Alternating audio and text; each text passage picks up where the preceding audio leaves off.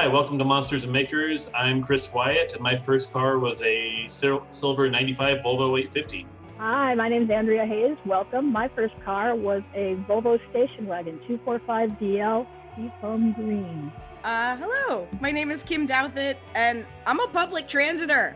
So here we have Kim Douthit, local Seattle actress, horror enthusiast, podcaster, and paranormal investigator. Is that about right?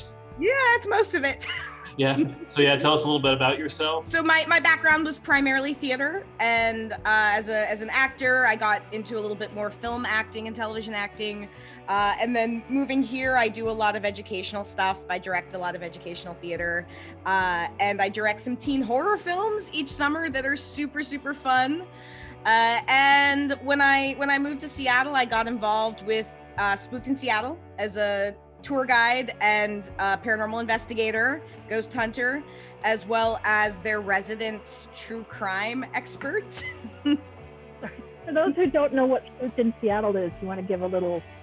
Oh, sure. Yes. Spooked in Seattle is we are a haunted historical tour company. We give haunted historical tours in Pioneer Square, the original neighborhood in Seattle, Washington. We also do public ghost hunts. We do a true crime tour and some other special events. So have you been a horror fan for most of your life? Most of my life, yeah. My mom and I and my older brother, we used to watch the monster movies you'd find on like Sunday, Saturday afternoon at like 2 p.m. So I grew up watching Piranha and Squirm and Slugs and all of those like amazingly awful creature features. And I was sort of hooked. They were so much fun, and I liked being scared. I was that kid. So what are some of your favorite scary movies or horror films? Ooh, well, I grew up watching a lot of the monster movies, so I love Squirm, about killer worms. It's awful, but it's amazing. I have a great appreciation for slasher films. I also really love horror musicals, sort of the crossover between my theater background and my love of musical theater and my love of all things horror. Even again, the really bad ones. More recently, Midsommar, that movie speaks to me. I absolutely love it. I keep showing it to people and mildly alarming them when I'm like, you should watch this. It's so happy. And they're like, who hurt you? Are there any movies that you mentioned that you're the person who liked to be scared, but are there any that have legit scared or disturbed you? My family had a cabin in the woods, and so I perpetually lived in fear that Jason Voorhees was going to come through the door of that cabin and just take us all out. I remember one time, this was USA, I think, used to do a all-night marathon on Friday the 13th. They do all the Friday the 13th movies, and staying up and watching them till maybe 3 a.m. and I was, I don't know, 10 or 11 years old, and waking my mom up to tuck me in because I was scared. So I went to one of your online and true crime events, and I loved it. And just, we'd like to talk about that. How did you get into that? Where can people go to see it? Et cetera, et cetera, et cetera. All that good stuff. Well, I got into it. It's first through Spooked in Seattle.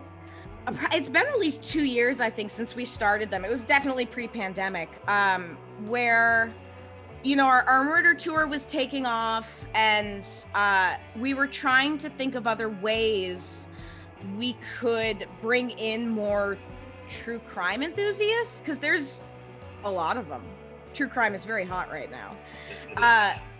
And I had done a couple, I don't want to say lectures, that doesn't quite make it sound right, but I'd done some talks before on some specific cases for some events. I was teaching a class on the dark history of Seattle, where I was covering a lot of these killers.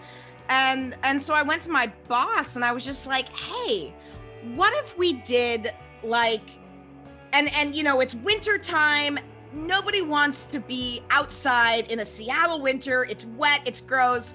We're walking around looking at places. What if we could talk about some of these Seattle cases indoors with a nice cup of tea, because who doesn't love tea? And I can do the pictures and videos and whatever.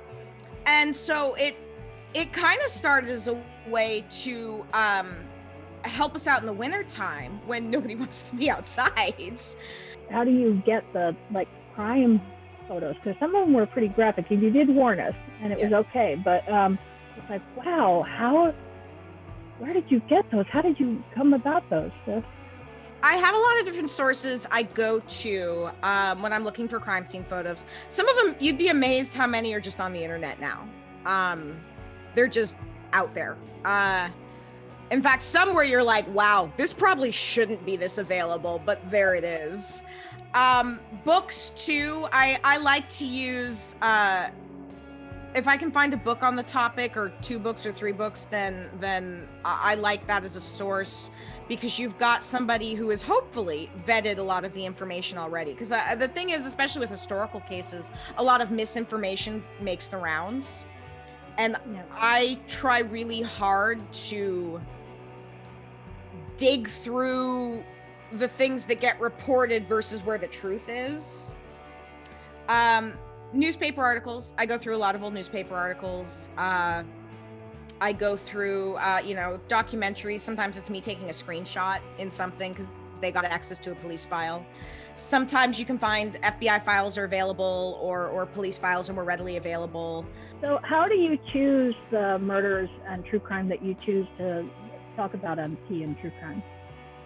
So I do take suggestions from the people who come and watch.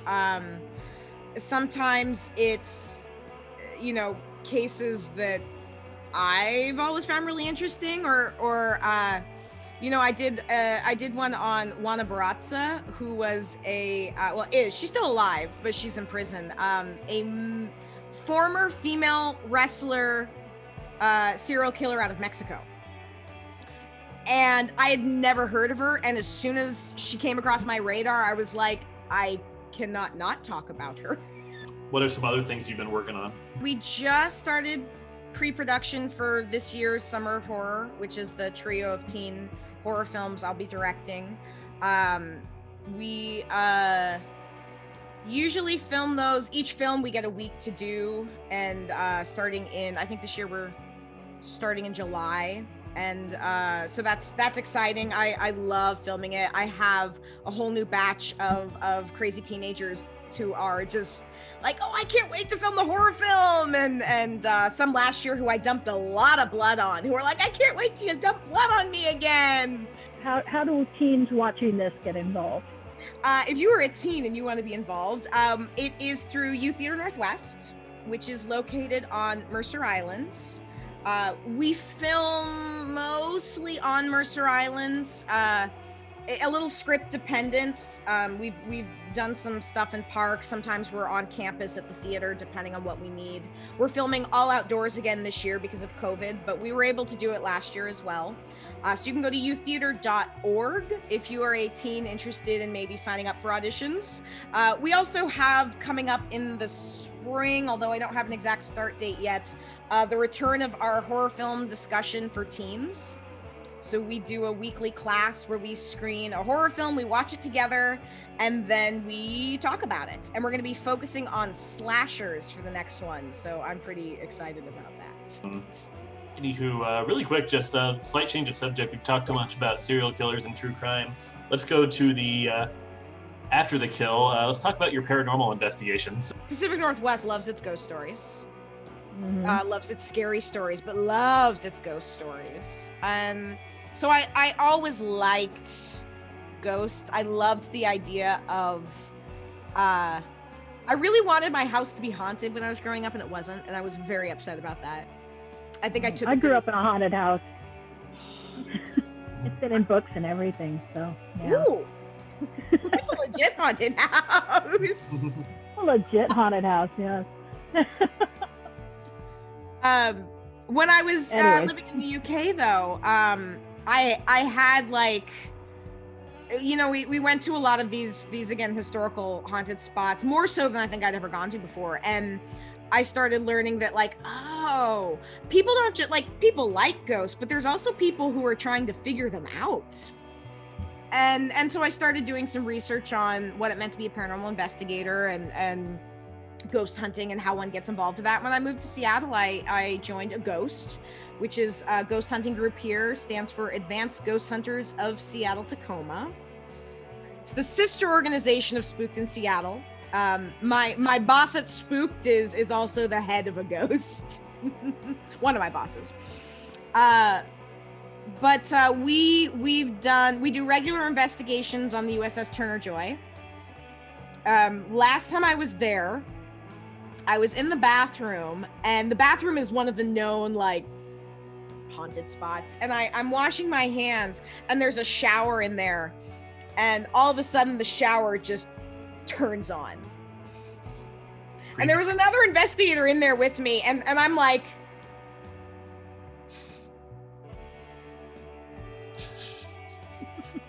yeah, are you being pranked here, or is this legit? Or and we're looking at each other. And what was trippy is that I went over and I turned it off, but neither of us actually saw the handle turn. But it was turned. Like I had to, turn it off. Okay, so Cascadia Dread fan, yes, you've made it all the way through the video, so you get a little prize. We are giving away a free ticket to a Tea and True Crime broadcast. And all you have to do is like this video and add a comment what you liked about the video, or say something nice about Chris. Anyway, I'm going to pass it over to Kim to let you know when to expect the Tea and True Crime so that you can choose the one you want to go to. Our Tea and True Crimes are the third Sunday each month at 4 p.m. And you can go to spookedinseattle.com to see who we will be covering that month.